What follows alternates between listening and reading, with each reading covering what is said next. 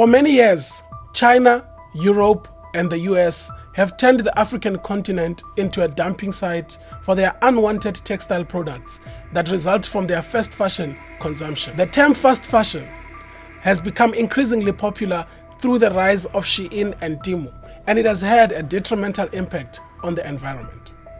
In this video, we look at the fast fashion industry and how the waste textile products end up accumulating as waste, particularly in the African continent, and how this has escalated into crisis level in Ghana. Hi everyone, my name is Itumeleng Mpofu and welcome to Break It Down, a platform where we get to unravel some of the most complex social, economic and political issues, making them easy for people to grasp.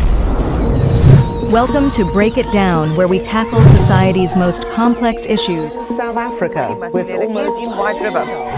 We dive deep into the intricacies of today's biggest challenges, whether they're social, economic, or political, and break them down into clear, digestible insights.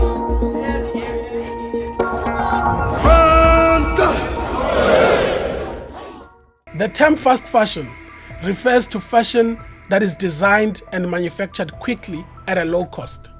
The low cost simply means the exploitation of labor and a huge cost to the environment.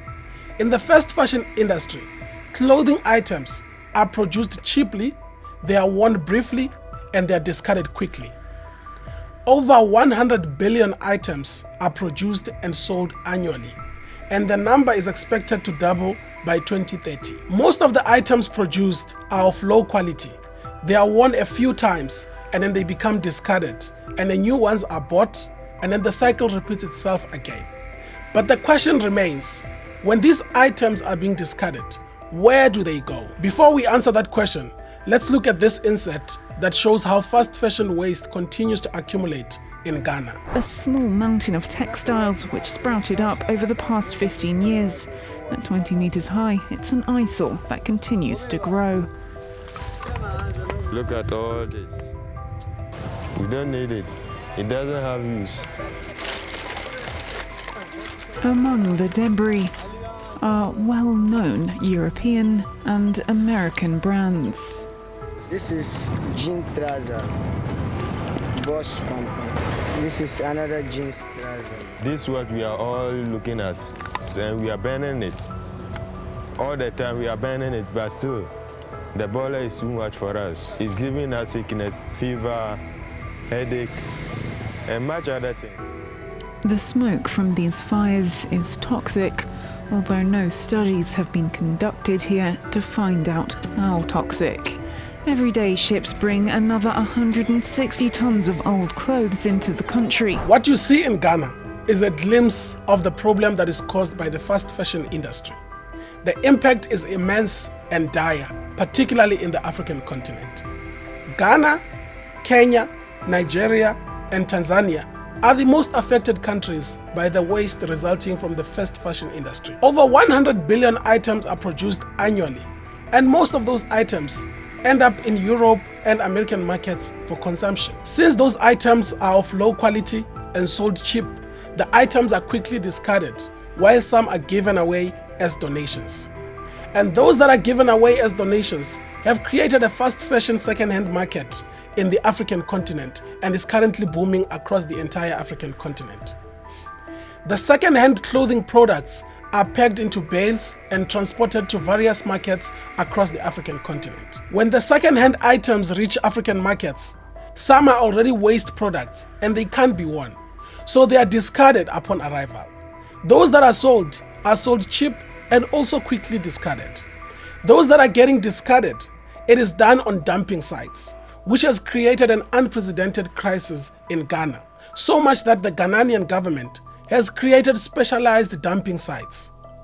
One of the main dumping sites was expected to fill up in the next 10 years, but within 5 years, the site is already full and unusable. You are probably wondering, why are these items not being recycled? Well, most of the fast fashion items are made of non-recyclable and non-biodegradable material, which is essentially poison to the environment. On rainy days, the items end up in drainage system, blocking the sewage systems, and some are washed off to the ocean, affecting marine life The fashion industry has become the second biggest polluter in the world, following fossil fuels.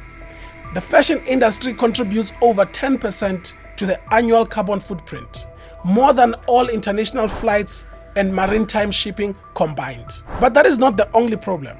The fast fashion industry consumes the most amount of water, that is enough to sustain 5 million people every year.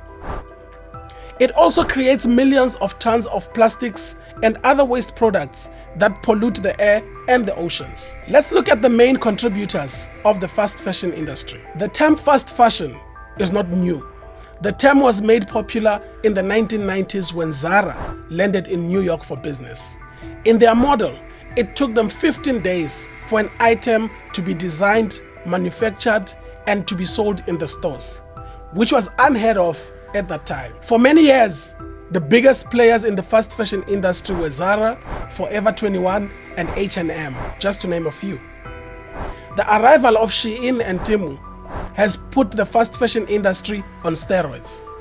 It is estimated that before Shein and Temu came to the scene, the original fast fashion giants, Zara, was producing around 40,000 styles annually. H&M was producing around 23,000 styles annually. Already, there was an outcry about the fast fashion industry at that time. The arrival of Shein and Temu exacerbated the situation. Shein is estimated to produce around 1.5 million styles a year. This is not the number of items they produce, this is just the number of styles per year. 1.5 million annually. In 2023, Shein generated an estimated 32.5 billion US dollars, which is around 574 billion rands. The app was downloaded 238 million times, and at present, Shein is valued at 68 billion US dollars, which is around 1.2 trillion rands. The success was quick and has surpassed major retail brands across the world, but the impact is dire.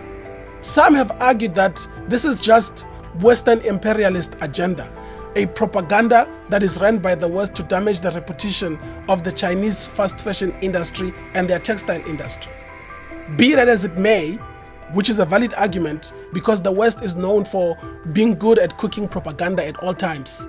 But the results of the fast fashion industry, which is dominated by the Chinese players, is proving a detrimental impact on human life and the environment. The working conditions and the exploitation of employees is horrendous.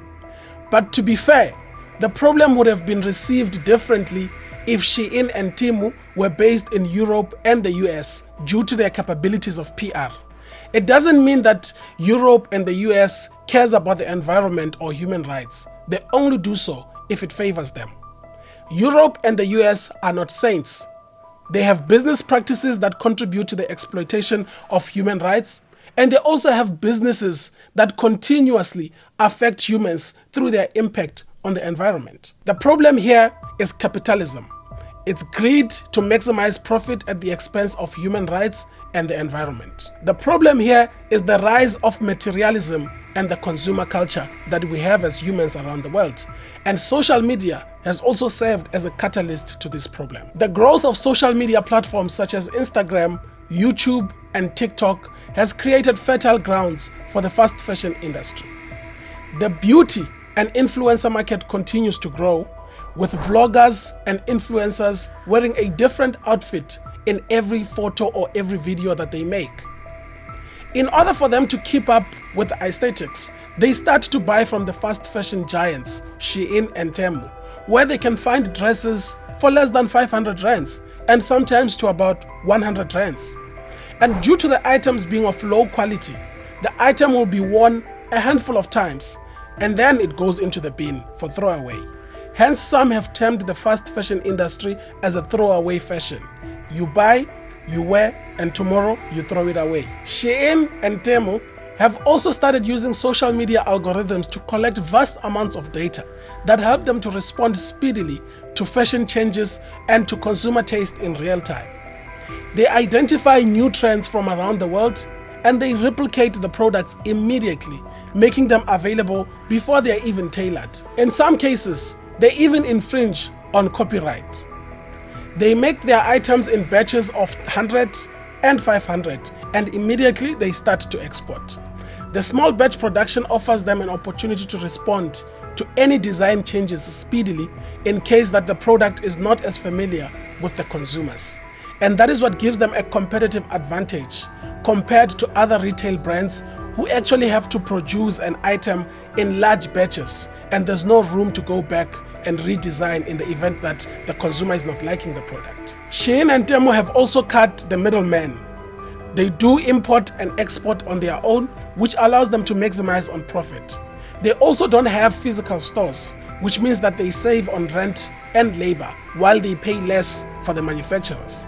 Clearly, the fast fashion industry is here to stay, and by 2030, units produced are estimated to be double the amount to over 200 billion units a year. Consumers are expected to up their shopping by up to 90% of their current consumption. Business will stop at nothing to generate profit, but the environment will continue to gradually deteriorate, creating slum conditions.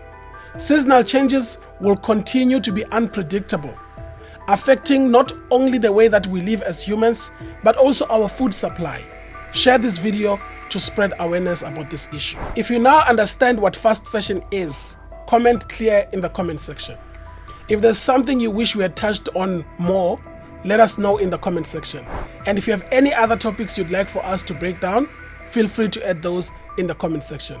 Don't forget to subscribe and hit the notifications bell for more.